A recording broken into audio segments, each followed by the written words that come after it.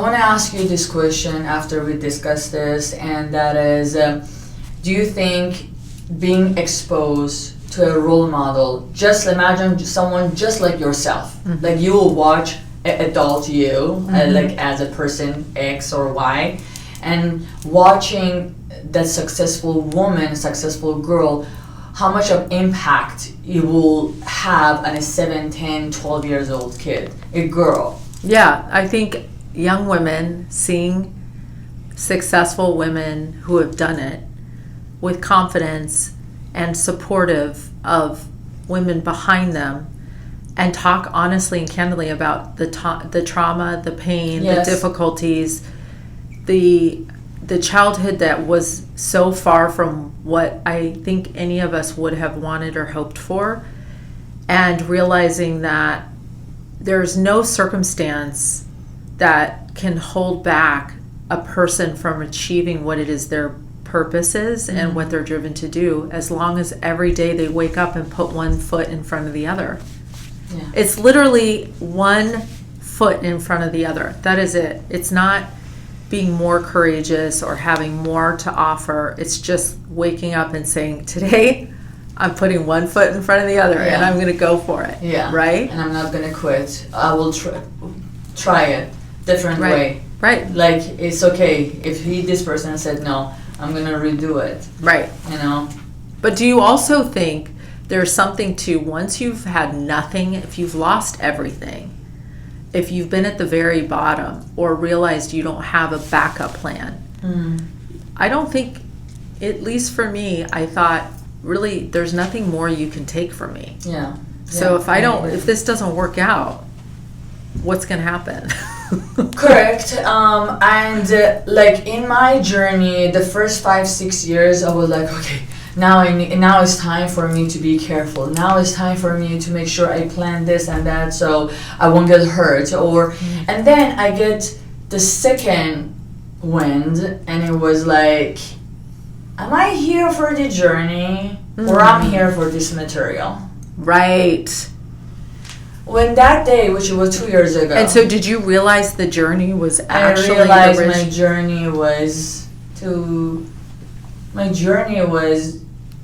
be able to fight, and my journey was the fighting. My journey was accomplishing. My journey was not the material that I'm achieving. My journey was like being able to save myself and save other people and being a good role model. And when that clicked, I got disattached from material. Like I was with a common friend, had this conversation. I live on daily basis that there is no tomorrow. I spend my money, I just do whatever. Like, I don't plan, this is what I'm gonna do for the next 20 years or next 100 years or this and that. I have business plans, but I live like this is my last day. Like, I want to live fulfill my day today. Right. Because I work in a world of hospice. Right. I see death comes that surprise you. I can't even imagine. Okay. I just, a month ago, my neighbor is the owner of the Moon Shadow restaurant. And then, so one day in our community, something was going on, and I'm like, what's going on here? And he is this young man, he's like 52, 54 years old. They said, he just had a car accident and he just died with his 11 years old son. No. They both died a month ago. Oh. 1 month, I could, the whole month, I couldn't, handle it. It's like, wow. You work so hard. You think you are getting where you are. His only child is 11 years old, and boom, gone, done. I have chills. Yeah. I have goosebumps. So, what tomorrow? What tomorrow we are living? Right. Is there a tomorrow? Yes. Because he will think the same thing. Of course. Did he think there's death is for other people and he's going to live until he's 80, 90, 100 years old? I know. We're not going to think about, we all think death is for other people and it's not for me. Right. Right? It's not for me. No, yeah. Or you think, I'm X years old. Yeah. And so I have Y years left. But you always think that. We don't know. And we don't know. We absolutely don't know. So being exposed to so much death, it just gave me the other part that I was able, like I worked so hard for money. I work so hard. Like I put as much as I know and I have learned, and I constantly want to learn to do more and put more energy to do more, but at the same time disattach from losing it, because the joy of achieving, enjoying of being exposed to people like you or YPO or so many other amazing women, that was the joy that I was getting out of it. That was the path that I chose to go. Right. You know? I totally get it. Yeah. Wow.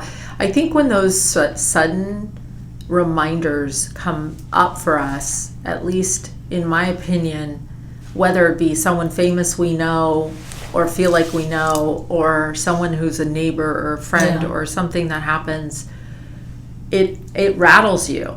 Yeah. Right? It rattles you, but it also helps you recalibrate how much you're living or I'm living in a particular future, rather than being in the present moment. Yeah. And so what a beautiful reminder that is what it takes sometimes for us to be made aware that we're not present. Right? Correct. Yeah.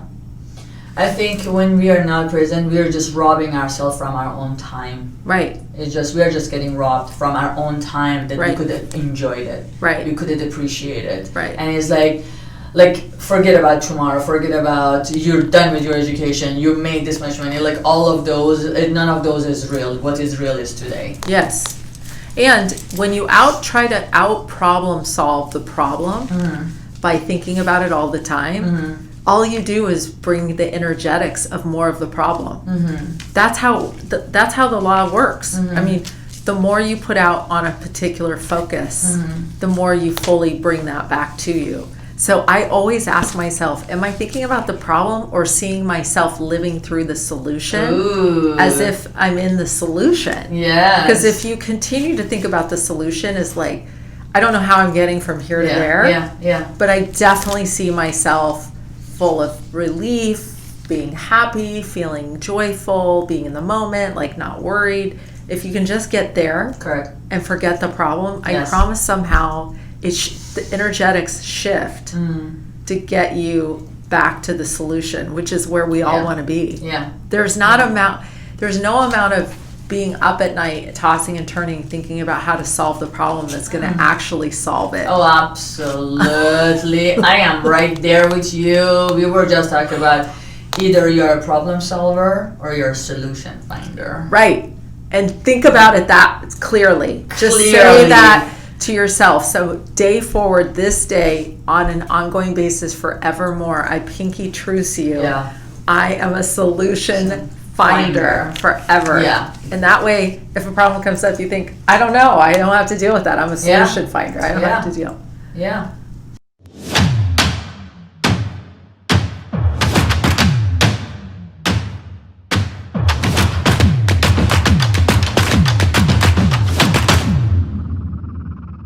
Tracy, like I saw you and I saw strength in you.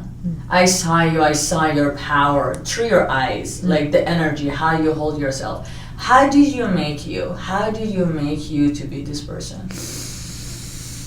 I think we're all works in progress, you know? I think it's funny, I see my daughter who's 13 and she's 5'9" and so beautiful. When she walks into a room, she's confident, she holds herself with poise, she's articulate, and yet inside, I think she's 13 and wondering, you know, is she this or that? Is this going to work out? I don't know how to say the answer to the evolution other than to continue to commit to knowing that there's more to experience than what we've experienced this far to date. And so I always put on my list things to do that scare me every year. So I enter the year and I go, okay, here are the 3 or 4 things that scare me. And then I go do them. I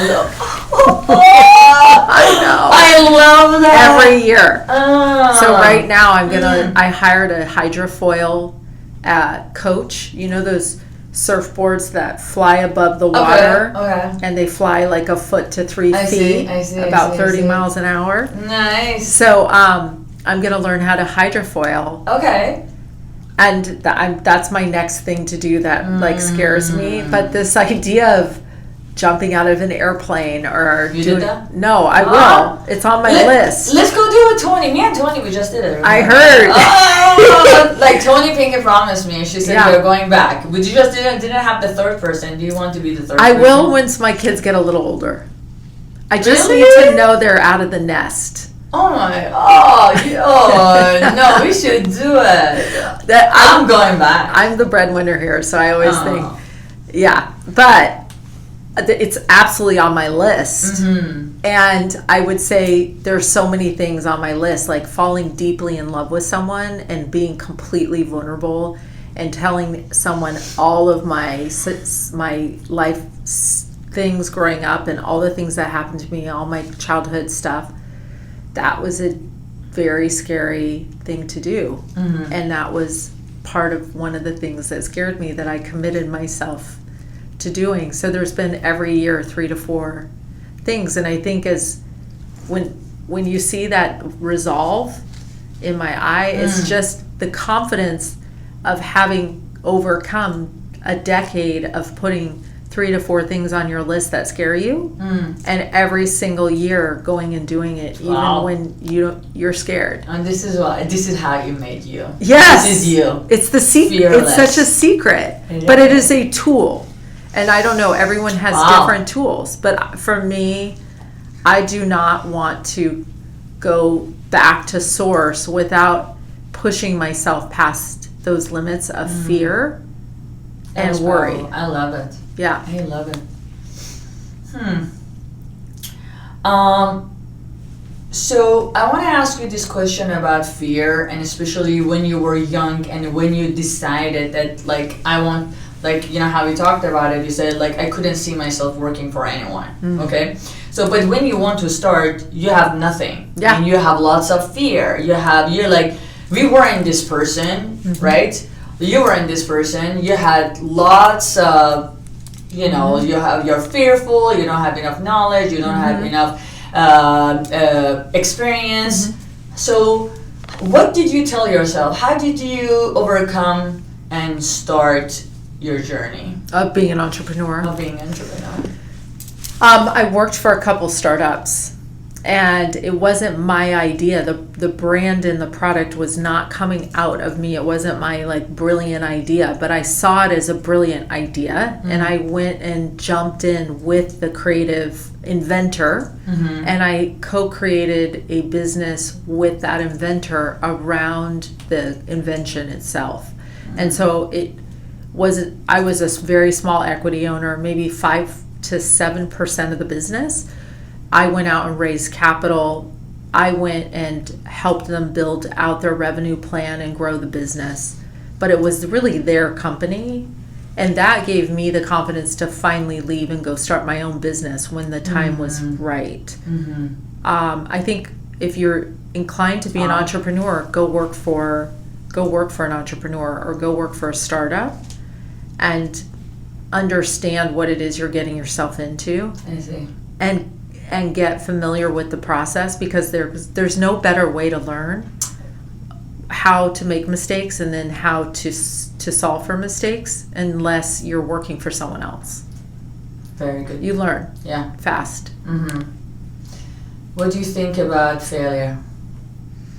I don't think we really call it that. Do we call it that? We don't, but it's important for me, because one thing, you talk with everyone and they're like, I'm scared if I fail. I don't like, for me, the vocabulary failure even means something else. It's like, I don't think the vocabulary failure is like, that means, let's say if I'm 2 years old and I want to walk, or if I'm 1 year old and I want to walk and I fail and I fail and I fail, and then finally I learn how to walk. Right. That's failure for me. Right. It's like I had to go through the failure in order to walk. Right. That's how I see it. That's how I see it. So I don't really see it as failure. I say it's like, it's the crash course of learning how to do what's ultimately going to make you successful. Thank you. So you don't get to like wake up and be perfect and get the business right the first time and make millions of dollars. That does not work that way. Exactly. Exactly. But like there is this misunderstanding in the society who thinking, oh, I cannot do this. I'm so scared if I fail. I'm like, what would you think? So I did something, and from first day everything was so perfect, and I like won, and I gained all this. No, I got hammered, and I got destroyed. I got harassed. I got everything, and then I was able to say, okay, no, right, like learn or to build this. I failed in order to learn how not to fail. Right. You know, so I think it's important, like dissecting the word. How do you look at the failure? Yeah. I don't know. I don't ever, even with my kids, and they come home and they say, Mom, I got a C or a D or whatever. And I say, well, how do you feel about that? Do you feel like you did your best work? Is that exactly what you think you're capable of? Ultimately, at the end of the day, all of us, if we're generating income on our own, without relying on someone else to make payroll for us, then 100% of the time you're going to blow it, and you're going to have to pick yourself up and find out how to navigate those situations.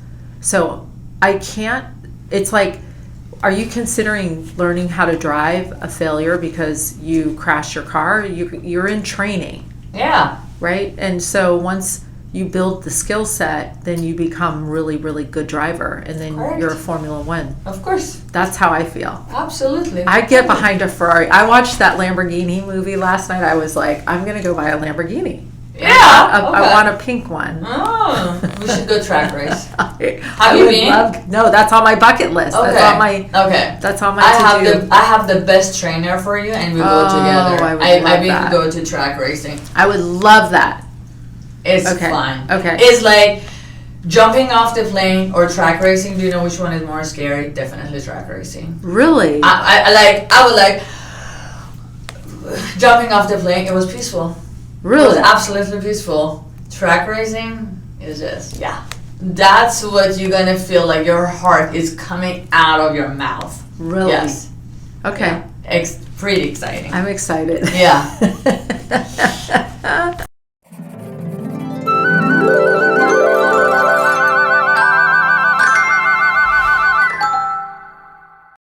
How do you keep yourself motivated? Oh my gosh, I don't know. Is that even a word? I don't understand. I wake up every day. I'm like, I get to do snow angels in my bed. I get to do these fun things. I don't see it as motivated. Yeah. It's just this intense, like an intense desire to know. Don't you? Absolutely. So your whole life? Yeah, my whole life. From what age you will think I had that energy? Always. Because I was the kid that was asking the irritating questions. Like, what? Okay. Why? Why does it work that way?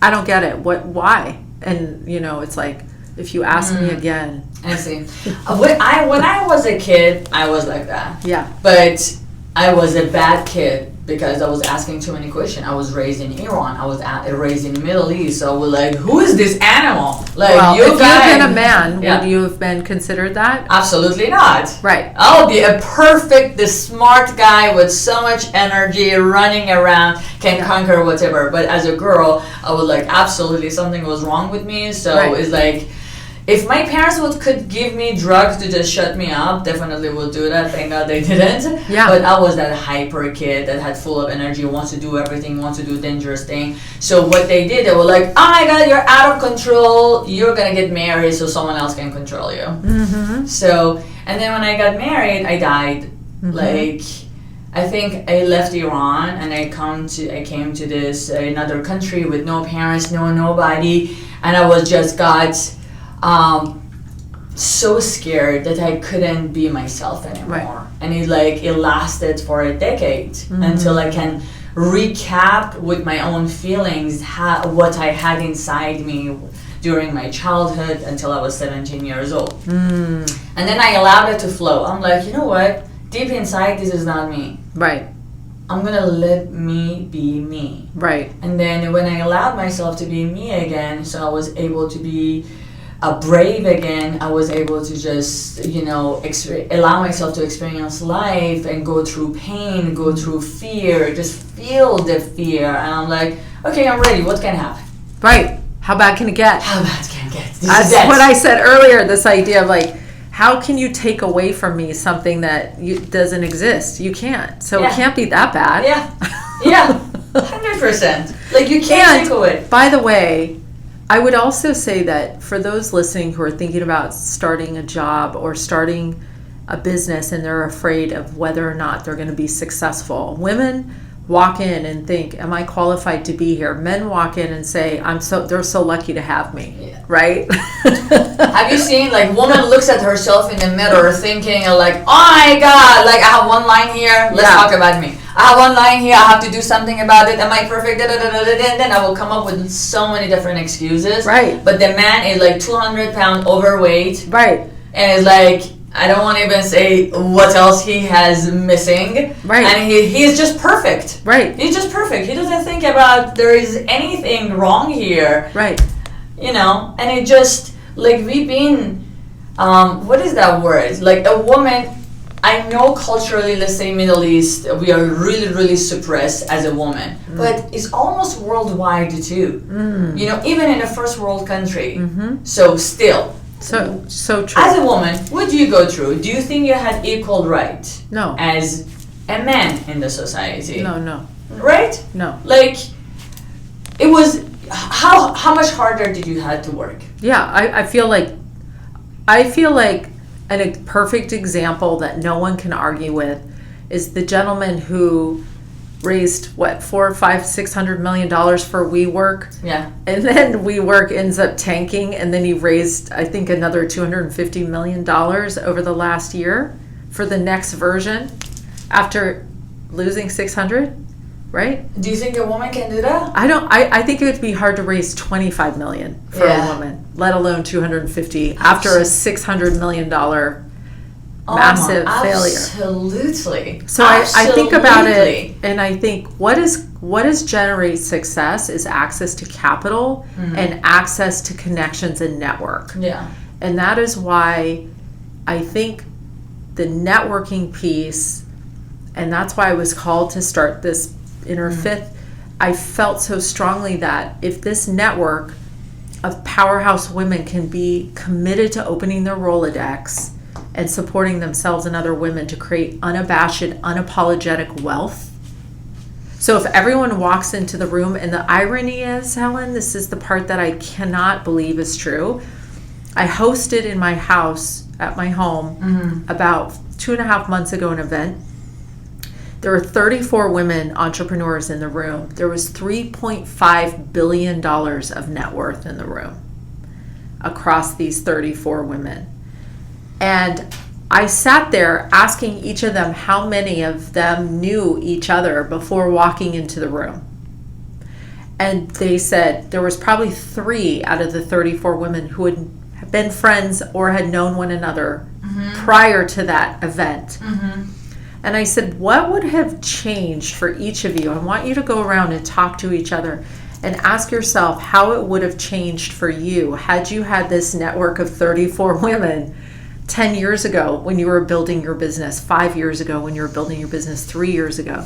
Wow. Because the fact that each and every one of you have been able to create $3.5 billion of net worth, scrappily, on your own, heads down, lonely, isolated, without a network, to me is crazy. Power to you. Woo! You are like... Is it blowing your mind? Oh, you're blowing my mind. You're fucking blowing my mind. You're so amazing. Thank you. Wow. The world needs more of you. Well, you too. Thank you. It's like watching you. I'm going to go work hard. I'm not going to go home tonight. Well, and this is the irony. I want women to do this with grace and ease. They shouldn't have to work harder. Yeah. Because men aren't working harder. They just call each other and they network. Absolutely. So why aren't we doing that? I want to say one more thing. You know, it's like bring it to the attention to this point. When you talk to a man, like, and when they're young, in their 20s or early 30s, especially in big cities like this, what is their purpose? And the first goal is like how to gain wealth, how to expand their business. Their priority is not go to find their other half, their soulmate, finding someone. But what's up with the woman if you ask them what is their goal in an average of 20-something years old, an early 30s woman? Like, what do you want in life? Finding a right man.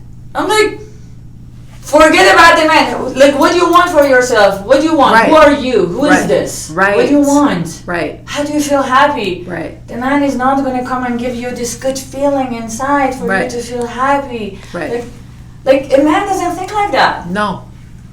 And if anything, you separate, right? Because you end up becoming different people on your path, especially at 20. Yes. You're different at 30. You're different at 40.